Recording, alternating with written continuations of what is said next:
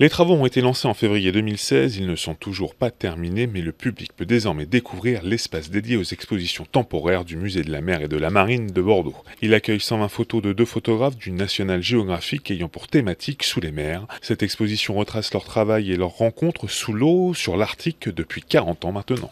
Il y a une pertinence à toutes ces photos, c'est qu'au fond il y a une permanence de la vie sous-marine, même si les espèces sont de plus en plus menacées, notamment par le fait que l'être humain déverse chaque année 8 à 9 millions de tonnes de plastique dans les océans et qu'on en retrouve même dans des tortues aux Galapagos.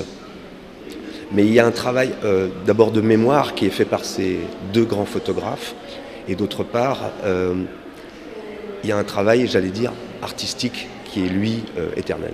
Cet espace représente une toute petite partie des 7500 m² de salle d'exposition du Musée de la Mer et de la Marine. Mais cette exposition Sous les mers s'imbrique totalement pour le fondateur du musée avec l'esprit qu'il a voulu donner à ce lieu en le créant, sensibiliser le public sur la beauté et la fragilité des océans. Je pense qu'il faut un lieu qui puisse permettre justement aux océanographes, aux scientifiques, de délivrer non pas leur message, mais leur vérité. Donc, on dit beaucoup de choses et souvent n'importe quoi sur le développement durable et sur l'écologie.